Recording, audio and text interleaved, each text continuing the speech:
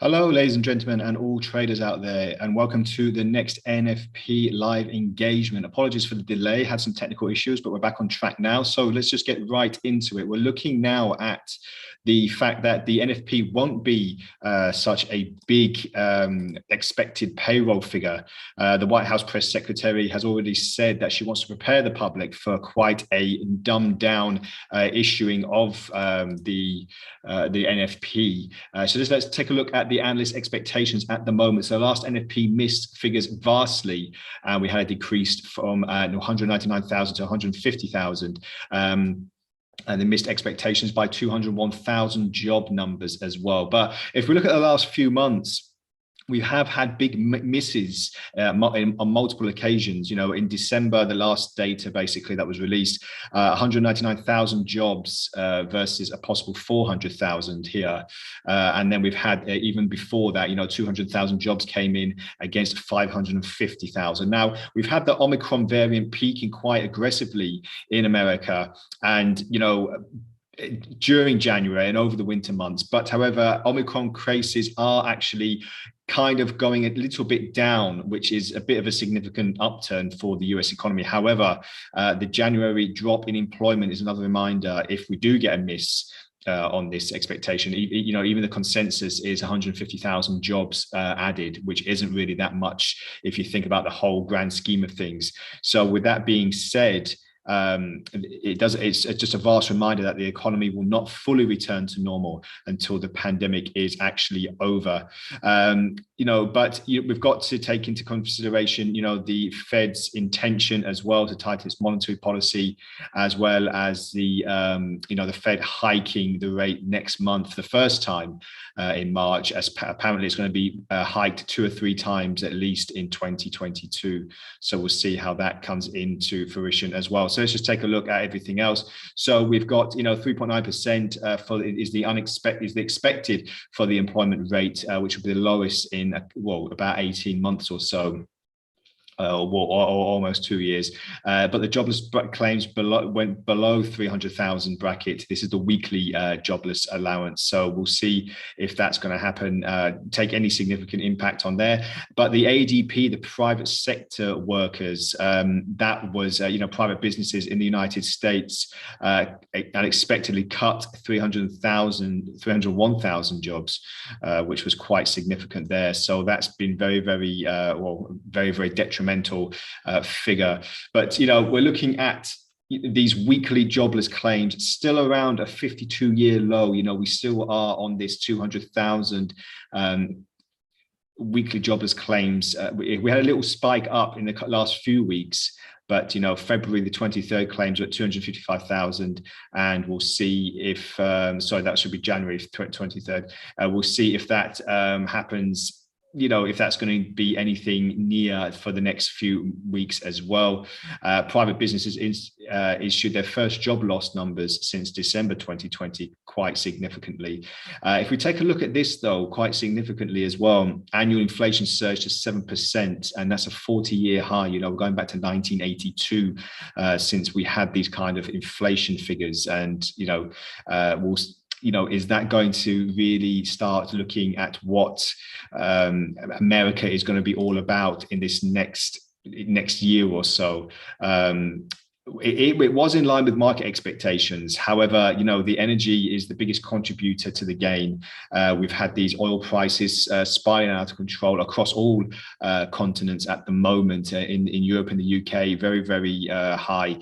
We saw the Brent oil and US oil, which was check out the chart shortly, that actually hit another fresh high as well. So we're just seeing what's going to happen there, and what the consequences are for this. Because if we look at past data, especially for oil is a really keen driver for a lot of things. So we're seeing now for the next few months, will oil stay above this $91 area, or will we start looking at prices hitting lower? It will be very, very interesting, that's for sure. But let's just take a look at other things here. We are looking to see that it is reasonably calm in the way of the Fed. The Fed is saying they're not panicking at the moment. The job numbers aren't really reflecting their plans for the rest of the year. So again, we'll see what happens in that case as we go into the final 10 minutes before the NFP, the data is released. So let's just take a look at some of the economic indicators that we look at and how they can help. So you've got ISM, manufacturing and non-manufacturing. This was quite interesting because the ISM services, this is the non-manufacturing, it fell a little bit from December, pointing to the slowest growth in the services sector since February 2021. So that's just over a year ago, or under a year ago. And we've got challenger job cuts and jobless claims. We touched on jobless claims just now. Challenger jobless job cuts we'll look at shortly on the chart. ADP non-farm employment report, as we said earlier, hitting quite a significant, unexpected minus figure for the first time in a couple of years. So they're very, very significant there.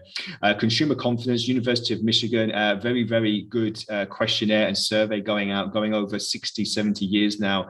University of Michigan is always kind of a lead, a bit of a lagging indicator in terms of where the market will go. But the general consensus is that it will keep on pushing higher, but we'll see what goes into that. Treasury yields and equities, we're looking at leading equities. We'll look at the Dow Jones shortly. A lot of traders loving the Dow Jones at the moment, but we'll see how that hits the markets. We've had very, very good earnings season as well. We've had Tesla, Amazon, Facebook actually, dropping 20%. That was the major share or stock that hit the big indices in the last few days. But apart from that, every single other stock that's quite significant, these Silicon Valley tech stocks, have actually been surpassing and exceeding expectations on Wall Street. Crude oil, we'll look at the chart shortly, but what more can we say about crude oil and Brent? Brent significantly hitting the $90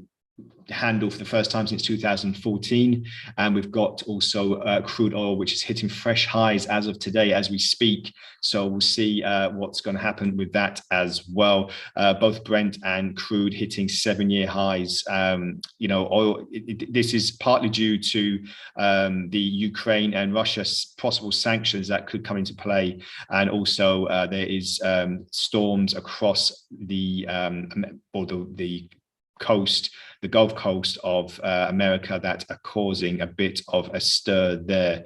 So we'll see what happens as we go into that as well. So let's just take a look at some of the other details here. So we've touched upon non-manufacturing and manufacturing. We had a slightly better reading than last time around, but nothing too much, in that from the previous, Challenger job cuts came in a little bit less. Jobless claims, again, come in a little bit less as well. But we've got this very detrimental figure here for ADP, private sector firms coming in at 301,000 minus, which is quite significant there.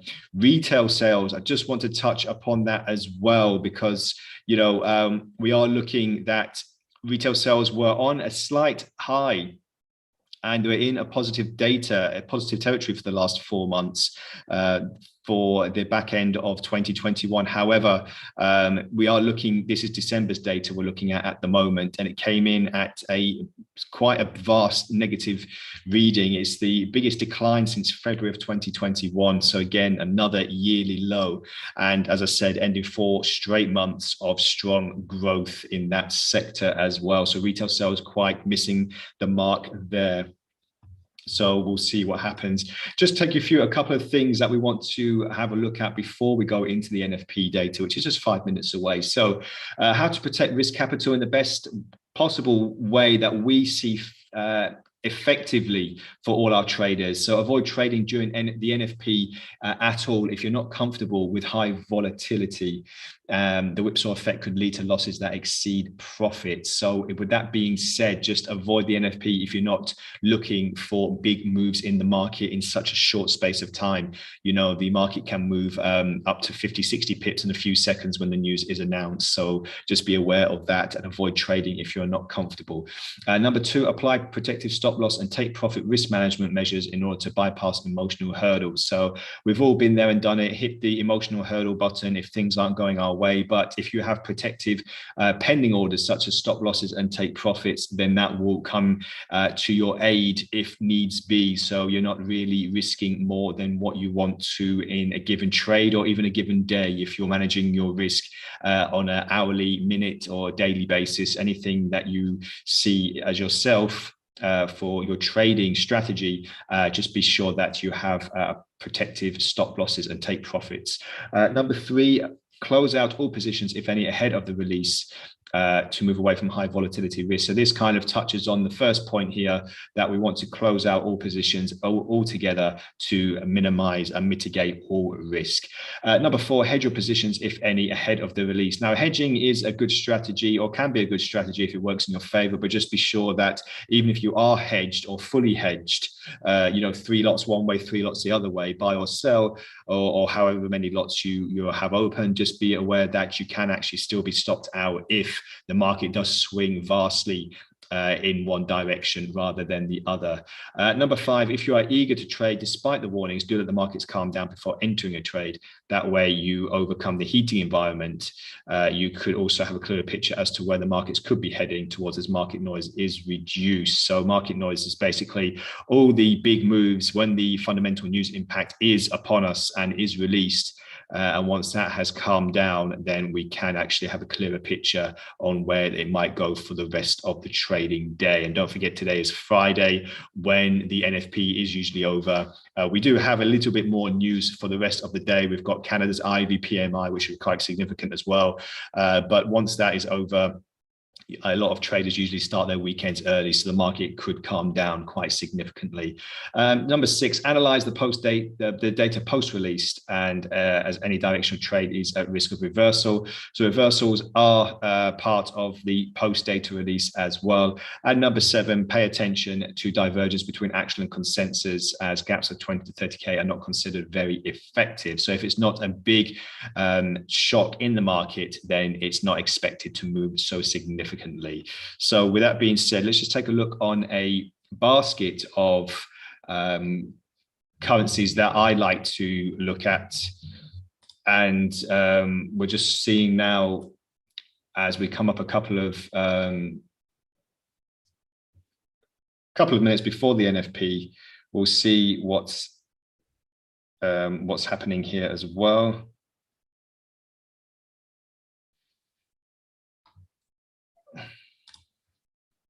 So let's just take a look at this. So we've got the euro dollar as we go into the 1 minute beforehand, and we'll see what the expectations are at the moment. So if we look at the graphs here, I've got euro dollar, cable, dollar yen, dollar CAD, gold, Dow, oil, and the US index as well. So we'll see what levels we can really start taking into fruition here. Maybe another test for the euro dollar at the 114 handle. If we see a bit of exhaustion here and the figures go as expected, we could see an expectation, and the dollar could be a little bit stronger than what we know, what we can see. Gold, for example, we had this 1800 handle that we penetrated yesterday, and it bounced back up and kept on pushing higher. So I expect another leg to the upside. However, we could see another test at the 1800 handle, which would be quite significant. So here come the job figures at the moment. So 444,000 new jobs added. So very, very buoyant for the American economy there. 467,000. 444 was the private payrolls. 467,000 is the non-farm payrolls, and that is quite a good reading there. Not as good as the previous,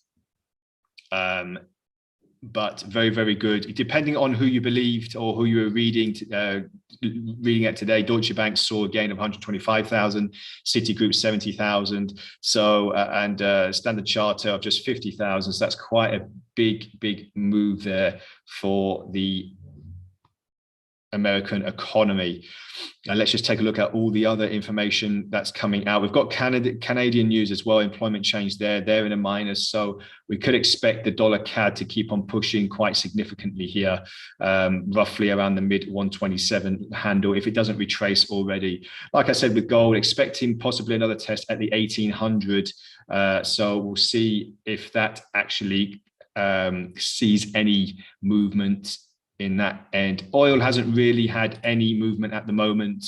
Oil is pretty much being driven by, as I said, this conflict between Russia and Ukraine, and also the storms that have been hampering production on the American coast as well. Let's just take a look at what else we can sink our teeth into at the moment. Cable at the moment just dropping 30 pips, so not a vast move at the moment. It has been quite a buoyant NFP. However, we are looking that America still has a long way to go, so we're looking for a slight move on the in the dollar's favor. However, not a vast amazing move at the moment. So dollar yen, 30 pips. Also looking at dollar CAD as well. Don't forget, we've got the Canadian PMI coming out later. That's moving 30 pips as well. And we are looking slightly, as I said, slightly more in the dollar's favor. Now let's just bring the Dow up at the moment. So the Dow, the last time we looked at it, we were looking at the 36,000 handle not so long ago. We'll put it on a 4-hour chart so it's a bit more easy to see. So the 36 handle, and we were suspecting this continued downward spiral for the Dow, but now things are picking up. But as you can see here, we are testing, most probably going towards or going away from 35,000 at the moment. As you can see here, and the bias looks to be going on the downside, simply to crash through it. With indices in general, a lot of them have been driven with the earnings season that has been upon us recently. But with the Fed issuing some really big movements in the way of tightening its monetary policy, hiking rates for the first time since 2018, and ending its massive asset purchasing program of $120 billion a month. This could actually affect the American economy quite significantly. So don't be surprised if we see more indices moving to the downside, as we've seen recently. And also, more significantly, the US index is something I just want to have a touch upon as well. Let's just bring that out. So we've had a bit of an uptick on the US index, but if you look at the whole picture, let's go to a daily. When we hit, just zoom in a bit, when we hit this almost 97 handle here, and then we actually peaked above it, that was exciting times for the American economy. However, since then, as you can see, we've had 4 consecutive days, apart from today, the whole week, we've had a pretty much V-shaped downturn. So for the US index, we're looking at these kind of levels here in this sense. And if that does actually happen, then if we get another detrimental leg lower, then look for the 94, well, under the 95 handle at least, for the rest of the month. It's not a great way to start off February. However, with Omicron still being apparent in America, and the cases still being, well, there, even though they have calmed down slightly, they are still there. So we'll see what happens in that case. So let's just take a quick look at gold. Gold is really starting to test this 1800 handle now, like I did say at the beginning of the presentation. So gold testing that 1800 handle. If we do crash through it, then start looking for these other, look for this $10 move to 1790 by the end of the trading session. However, we could see some support at the 1800 after we saw a little bit more support here and a little bit more of a directional push away. So as you can see here, very good support at 1800, and we'll see what comes into that later in today's session. As we look 5 minutes post NFP at the moment, dollar CAD, like I said, with dollar CAD, it's always good when there's Canadian news as well. And there's obviously been very, very buoyant American news, but Canadian news has been very detrimental. We've had the unemployment rate go to 6.5% from the previous amount. We've also had an employment change of minus 200,000 jobs, and average hourly earning wages have actually dropped 2.4% as well. So quite detrimental news for Canada this time around. And on the other hand, we've had quite buoyant news. As I said, average hourly earnings and month on month, year on year, and also we've had average weekly hours, which has been turned around as well. But more significant, as I said, the unemployment rate has ticked up by 0.1%, but nothing really nothing to worry about too much at the moment. So, a very big unexpected move for 467,000 payrolls. And we'll just see for the dollar CAD. Let's just see how many pips we've done so far. So going to 50, going to the 50-60 territory. So it's a very good move for the dollar against the dollar Canadian. I don't expect a full retracement of this just yet. Prices are starting to lower, but if we can keep above, these kind of previous levels here where we saw some tests, then we should be able to move up to the at least 127.70 territory, which is where it is at now, to hold. So we'll see what happens with that in the next, let's say the next 5-10 minutes as we go in. Dollar yen, what can we say about the yen, the safe haven yen? Negative rates for the Bank of Japan still happening. I marked here the 114 handle as a possible test a few sessions ago. As we bounced away from that, we moved through the 115 handle as well. And now we're seeing what else is going to start moving in that direction as well. So 115, possibly 115.55 by the end of the trading session, roughly about this kind of territory where we saw these recent highs. However, as soon as we saw these recent highs, heavy resistance and a move lower. If we just take a look at that, over 140 pips. So quite a big move in the last few trading days there. Euro dollar, let's go back to that. We've kind of neglected that at the moment because after this big move to the upside yesterday, we broke through the 114 handle. It was going to be quite a big miss for the NFP to start bringing prices back down to here. That was almost 200 pips that we were looking at. At the moment, it's only done 30 to 40, but just under 40 pips. So not too much of a big swing in the euro dollar. But let's take a look on the daily chart though for euro dollar. So as you can see here, we are looking at this possible double top here that we've seen not so long ago, 114.84. That would be a good barrier to break if possible. And that will lead us possibly to the 115 handle once again, which isn't too far away from that. But, being on a daily chart, let's just take a 4-hour look. It's not too far away, obviously just under 20 pips. Just under 20 pips or so. But it's not looking likely that we will be going into that kind of territory anytime soon. So cable, let's just take one last look at cable as well. We have to just keep in mind with the, let's say, the energy crisis that's hampering the UK at the moment. Also, we've got the fact that the Russia-Ukraine conflict could affect the UK economy quite significantly after yesterday's big move in energy bills, almost doubling, actually tripling over the course of a year. So we have to take that into account with the UK. Obviously, we've got the turmoil that is in the British Parliament as well, with a lot of pressure for Boris Johnson, the UK Prime Minister, to resign after his recent, let's say, fiasco during the height of the lockdown. So a lot more things coming out for Boris Johnson in that regard, and we'll see if that actually affects cable even further.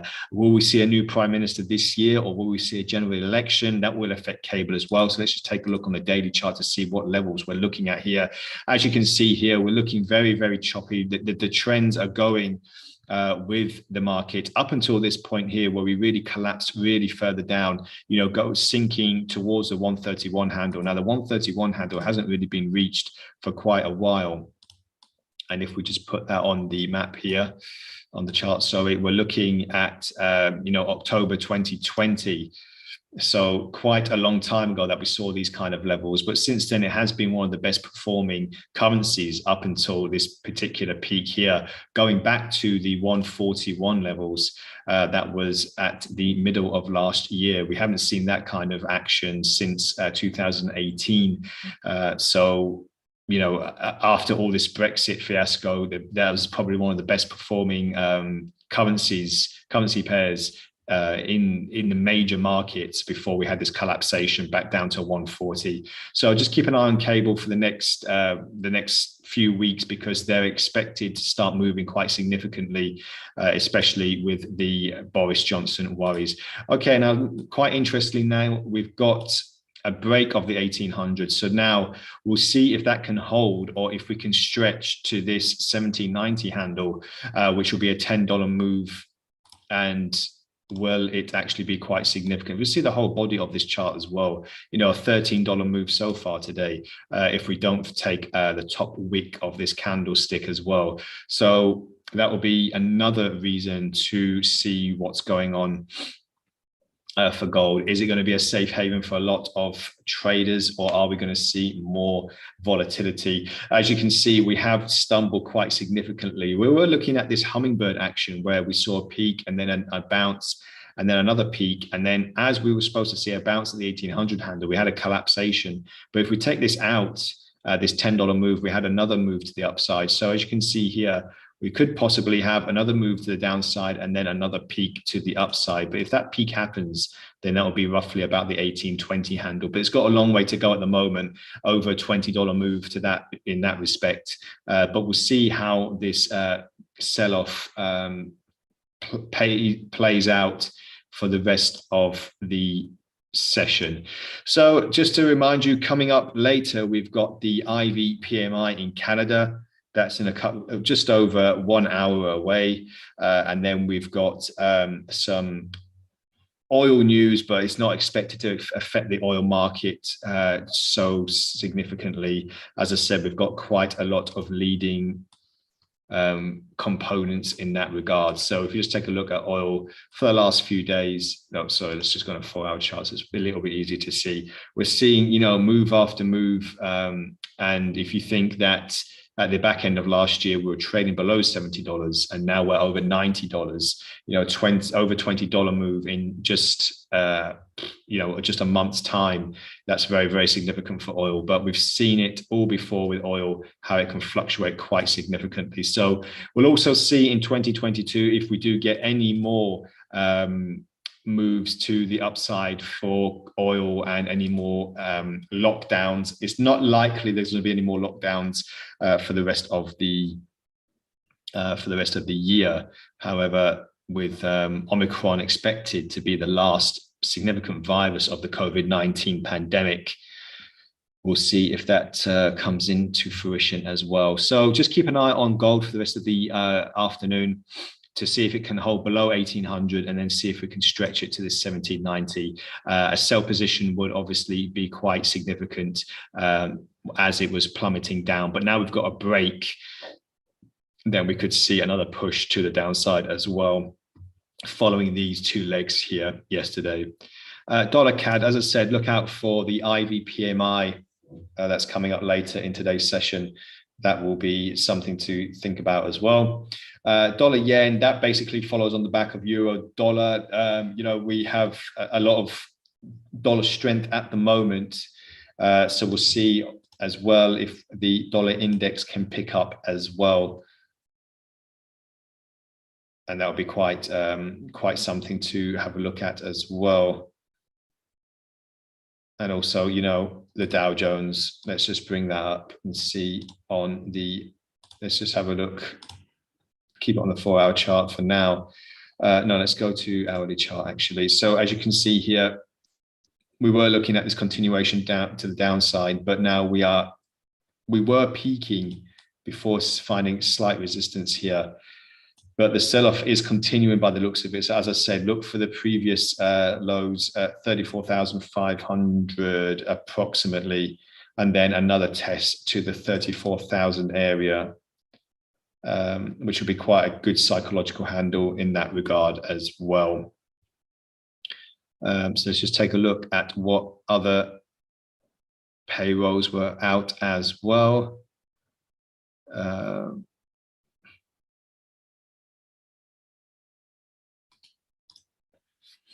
take a look at the unemployment rate. So not really much change for the unemployment rate, but from the middle of last year when it was up over 6%, if you think that now we are hovering around 4% for the unemployment rate for America is quite significant. Obviously, the millions of people that live in America, 6% versus 4% is quite a significant move in that regard as well. So that's very interesting. So let's just take another quick look at the euro dollar as we close the presentation in the last few minutes. So it doesn't look like it's retracing too much at the moment. Let's go on to a 30-minute chart just to give it a bit more,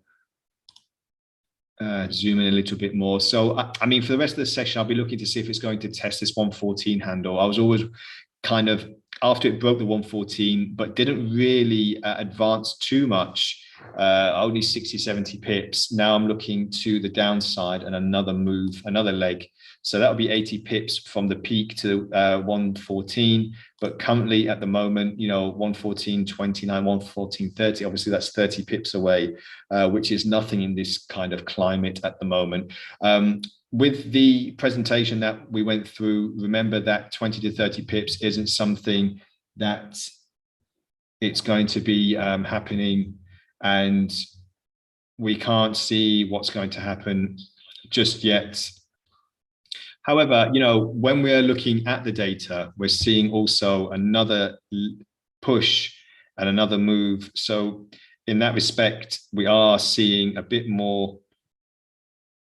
little bit more of a downswing, let's say, to 114. That'll be quite significant. So let's just take a look now.